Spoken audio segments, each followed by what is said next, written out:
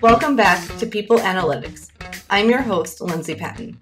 Today I have with me Katie Mills, who is the Human Resources Director at XenTegra. Welcome, Katie. Thank you, Lindsey. It's good to be here. I appreciate you having me. I'm excited to get into our conversation, but before we do that, tell us who you are, what you do, and why you do it. So I'm Katie Mills. I'm the Director of Human Resources for XenTegra. I have been in human resources for about 17 years, and why I do it is because it's never boring, which by that, it's not always fun, but it's always challenging. I'm always learning something. So I love it. I think it's where I'm meant to be. I like that you said it's not always fun, but there is benefit to things not always being fun sometimes. Like you said, you're learning. So what do you like about it specifically? I know you enjoy people a lot. I do. I think the people aspect, the employee relations aspect is my favorite part because, what one person finds completely normal, the next person finds bizarre. So it's always interesting, to see what motivates people and to see, what people were thinking, why they, when they did certain things and why they did it. So that part of it is probably the never boring, sometimes challenging, but never boring part. Yeah. And how do you take kind of an objective stance when you are working with people? You mentioned that some may be bizarre and some, things that people think are normal may not be. So how do you, take that objective stance? I try and remember that everybody's different, everybody, I think a lot of it goes back to how you were raised, your background, what you're used to, whether you have siblings, what industries you're used to working in, your family, education. So I just try to remember that everybody's different, which, I think that's what makes the world go round, right? So I keep that in mind, that I shouldn't expect certain things, just because I would do it a certain way doesn't mean that this person would do it a certain way, which again, is never boring. It's always interesting and entertaining a lot of times. Yeah. And I know another thing that you really like to do is you like to listen to people. And I'm sure that is a huge part of, having that objective stance and understanding where people are coming from. Mm-hmm.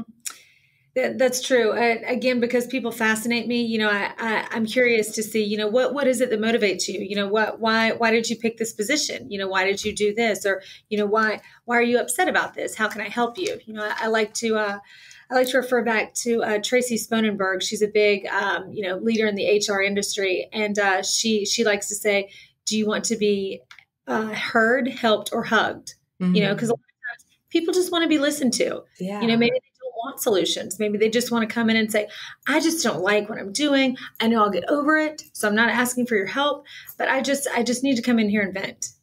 People just want to be heard a lot of times. Yeah. And what's really interesting in doing these great interviews with guests is that I've connected what I do to human resources. As a journalist, as an interviewer, I have to listen and kind of put myself aside. And that's what you have to do in your job too. So, what ways do you kind of pull yourself out and be that active listener that the person needs you to be? It's difficult sometimes because, I find myself, although I find it, interesting and entertaining as to, when I'm learning why an employee did something, like why were you possibly thinking that was okay to do? Or what were you thinking that, that was a good thing to do? Or, in what way did you find that being beneficial?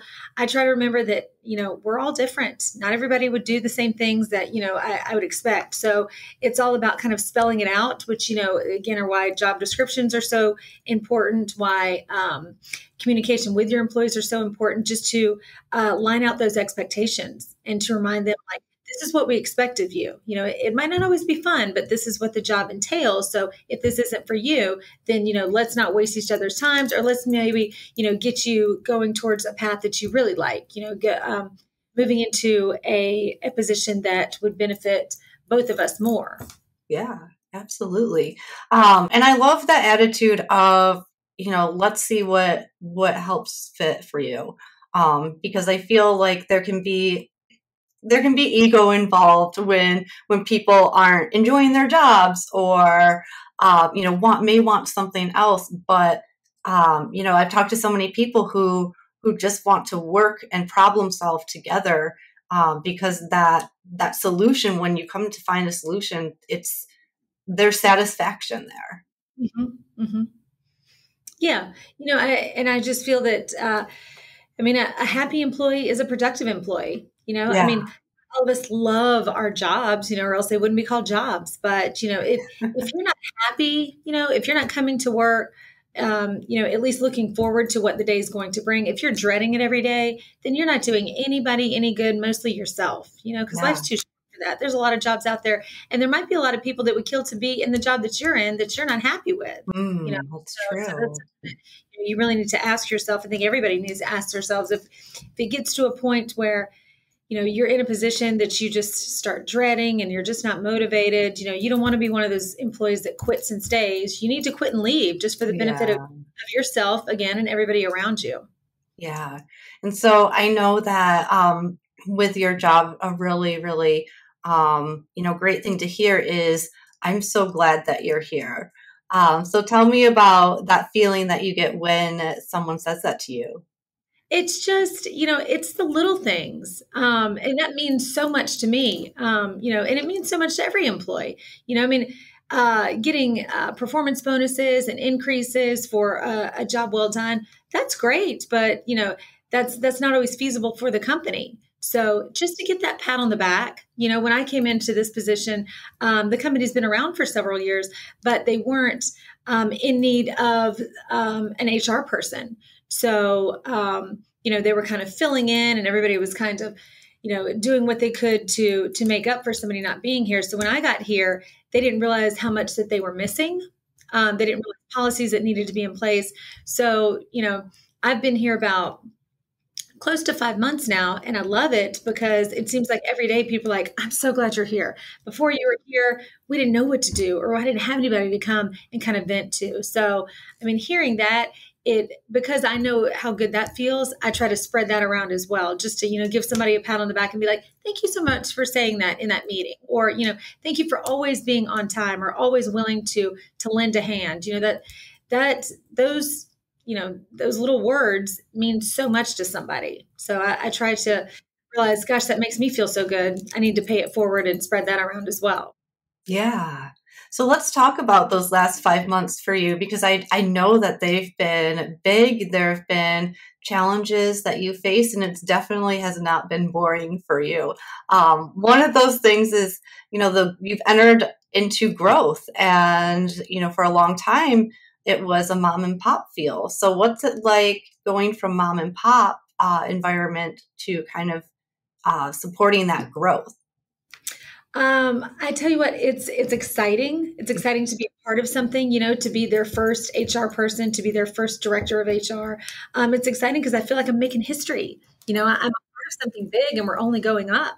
When I came on, there really wasn't a lot of written policies in place. People just kind of said, well, this is what we've always done. And I said, well, that's where accountability comes in. We need to have policies in place so that we can be like, well, when you came on board, you did sign this. So that's where the rules are. Whereas in the past, it's like, well, we just assumed they would know that.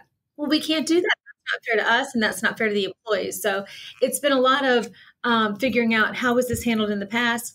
Okay, good that, nothing bad came of that. But, now let's try to be more proactive rather than reactive. Because in the past, it's unless something happened, they just didn't know to prepare for it. So it's been a lot of collaborating with the different departments and just seeing, hey, what are your pain points? What are your issues? What can I help you with? Because HR has that very interesting task of being the voice of the employees, but also having the company's best interest at hand. So it's not always a fun position to be in, but again, that's what makes it challenging and never boring, because you're constantly learning, you're constantly trying to improve ways of, listening to the employees or presenting your new ideas or new processes to the different departments that you see really need things set in place for. Yeah. So tell me how you collaborate with the leaders as you're going through not only growth, but forming a whole new department of one. Well, I think, when I came on board, one of my first things that I wanted to do is just meet with the different department heads. And again, them and, kind of learn what is it that you're doing every day? What are issues that you're running into?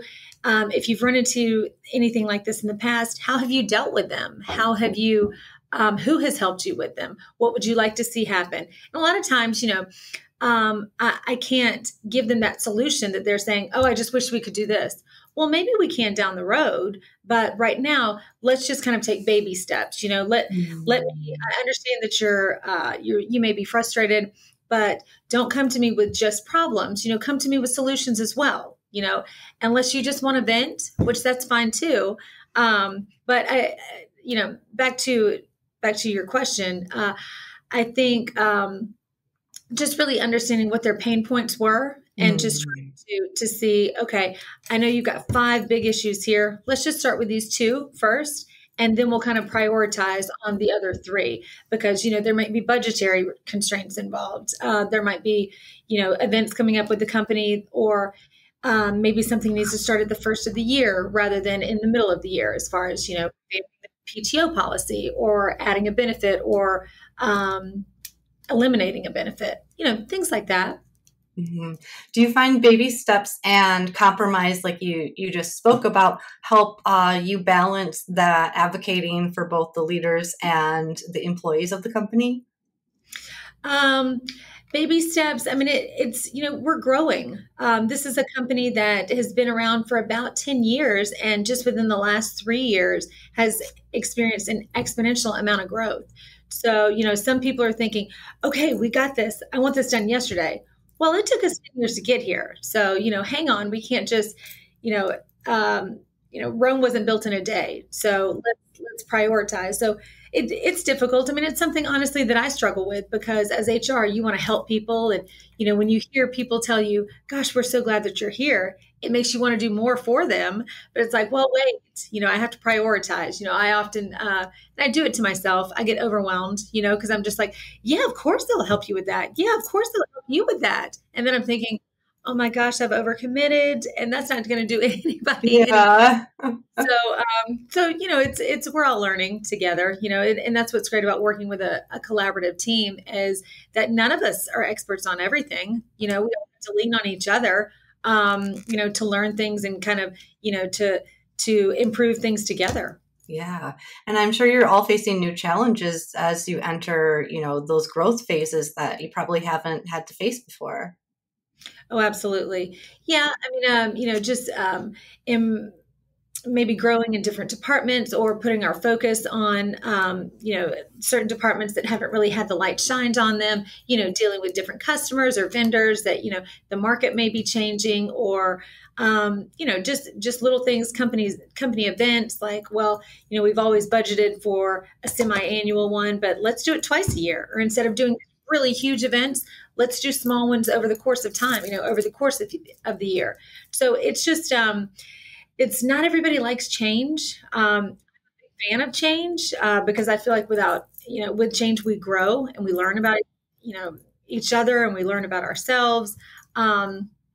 If we were always successful, I don't think that we would learn, it's failure, it's failing and understand, oh, okay, well, now that we know that doesn't work, let's try this. So it's a process for sure. Yeah. So let's talk about that first month because I know you walked into a very intense situation. I did. I think I phrased it to you like I was drinking out of a fire hose. Yes.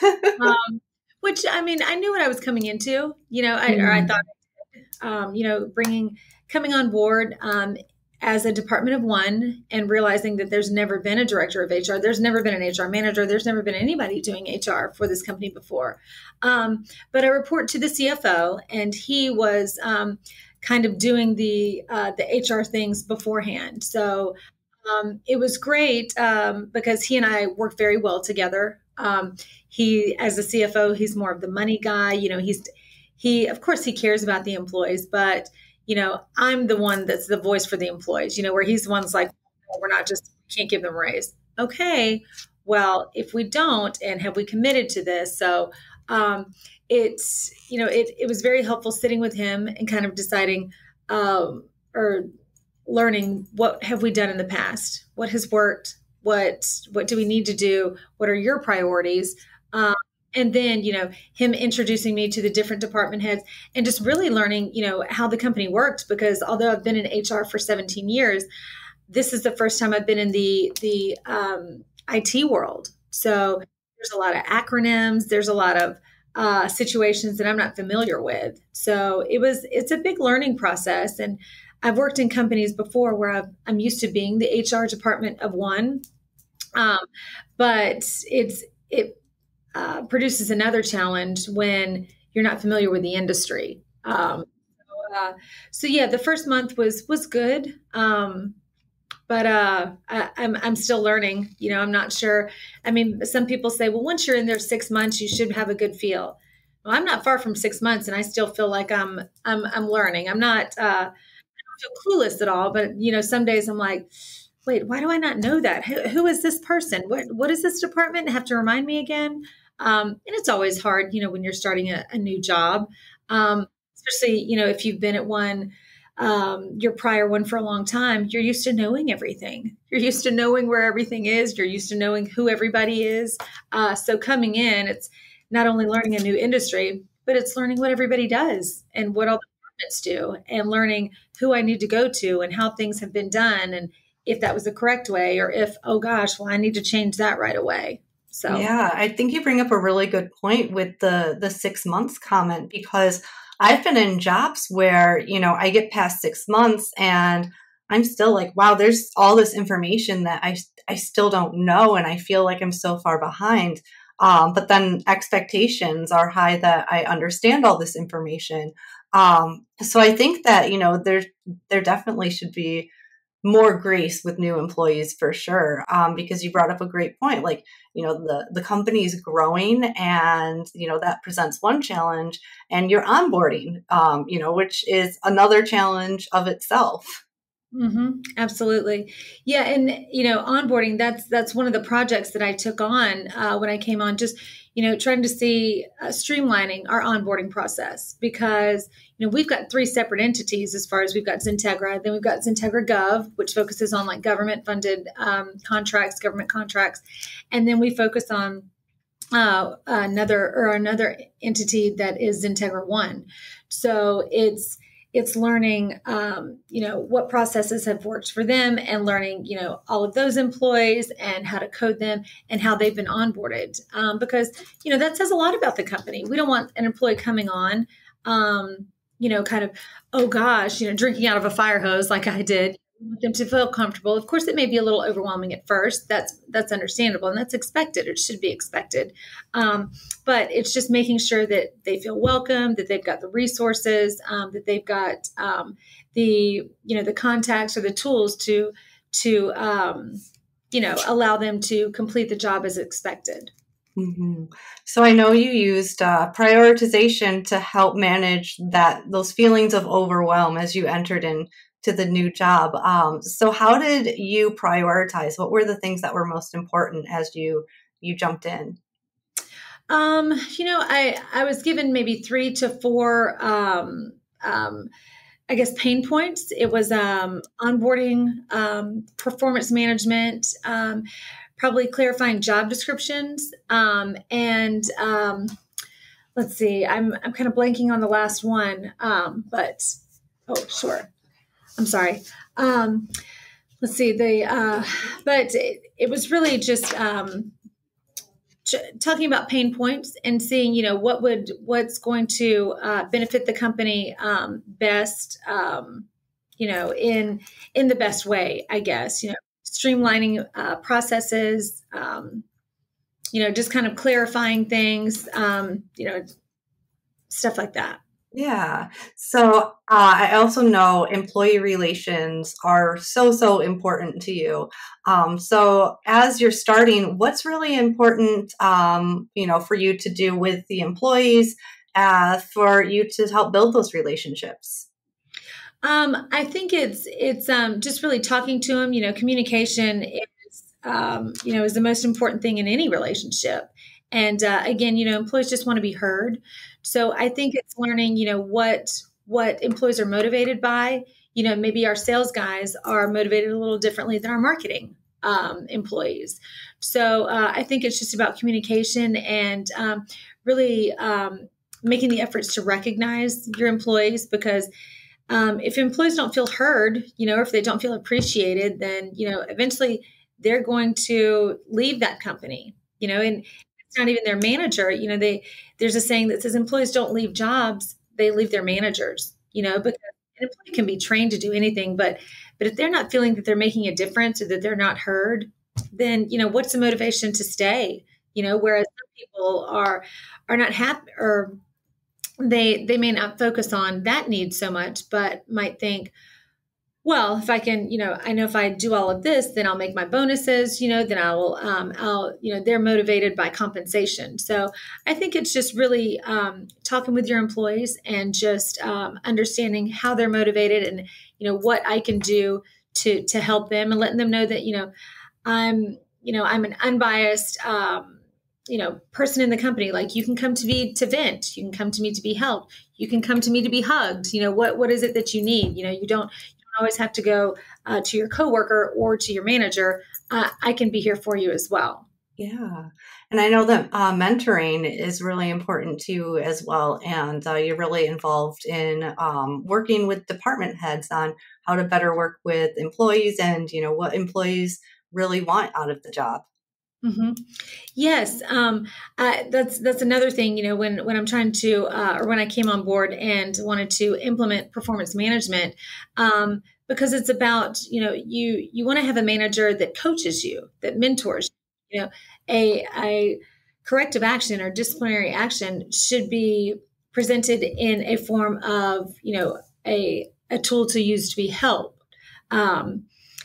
It shouldn't be a, hey, don't do this again, or else. It should be like, hey, let me tell you why this, you shouldn't do this. Let's talk about why this didn't work and why this won't work. So let's find out another way to do it together.